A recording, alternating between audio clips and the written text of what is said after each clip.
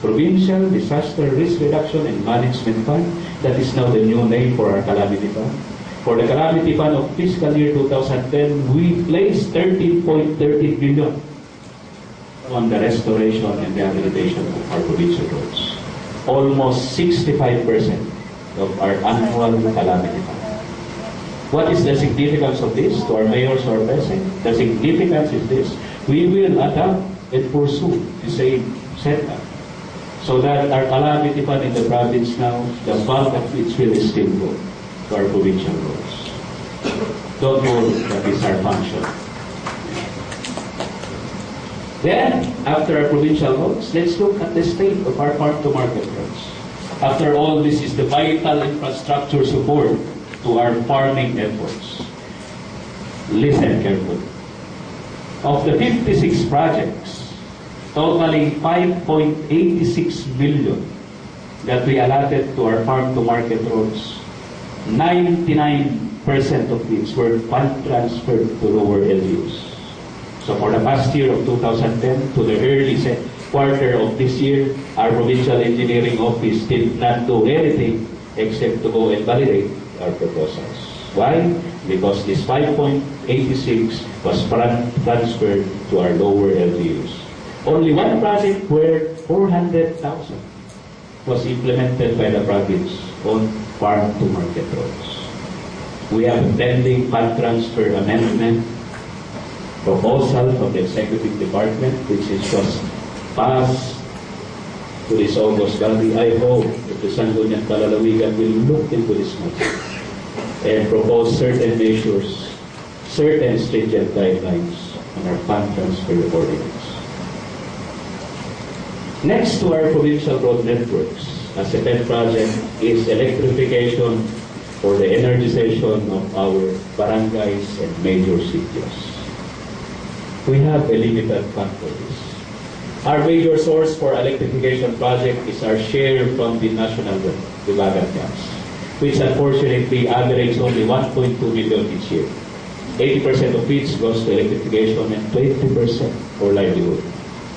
And as of the period in review from July 2010 to June this year, we only have 13 additional barangays or major sitios that were energized.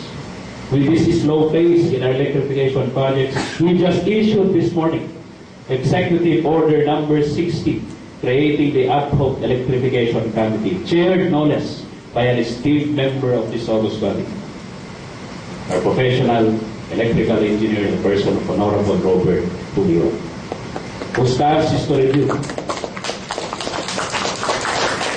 policies and guidelines, including cost estimates of our electrification projects. I'm hoping that from this day forwards, our electrification projects will move on smoothly. And hopefully, upon recommendation of the ad hoc committee, we can allot bigger funding for these programs. Also, it's worth mentioning, although this is a collective effort of previous governors, the Ambangal Mini Hydro Power Plant was first conceived and entered into by the late Governor Ben Capolman. This was constructed under the time of Honorable Freddy Maguila, now our congressman. We are fortunate that when our time came, it was collection time. It was us who got the certificate of compliance, courtesy of our provincial legal officer. It was us who had our ESA, Energy Sales Agreement, approved by the Energy Regulation Commission. And during the Gotan, we had a ceremonial first payment by IPELCO to the tune of 4.11 billion. The municipality of Quiapo is a beneficiary of this. Don't worry, for the other municipalities, we have an ongoing feasibility study on another possible mini hydro, the Liquid Mini Hydro Power Plant, located at Halya, Pasipuro, the youngest town of our province. And take note of this, we are the only provincial government, or LGU for that matter, operating our own mini hydro. Congratulations, everyone. A special mention of our plant manager, our PPDC, Engineer Carmel Boyuca. Next to it, let's not forget that we are an agro-tourism province. So let's not forget our irrigations and our CIS. Here is again another point worth mentioning. Of the 89 projects on CIS in irrigation for the period in review, amounting to 5.57 million, 100% of this was fund transferred to our lower LGUs. We did not implement anything on our communal irrigation systems. Is this an admission that our municipalities, our barangays, are better equipped and technically capable than our own engineering department? I hope that we will review this matter. On our livelihood assistance, our Paenro and PIDET did not lose focus. Our usual livestock dispersals have been conducted. Rabies control is 100%. We did not report any rabies for the period in review. Artificial insemination have been conducted. Sailing of seedlings, patting of different fruit trees in our nurseries have been ongoing. And mind you, our nurseries are the favorite dumping ground of our pumpulnay munong and borders. So that when they apply, kalau na pumpulna, dari pagkarga niya, nursery sir. Yeah, your favorite, nursery sir.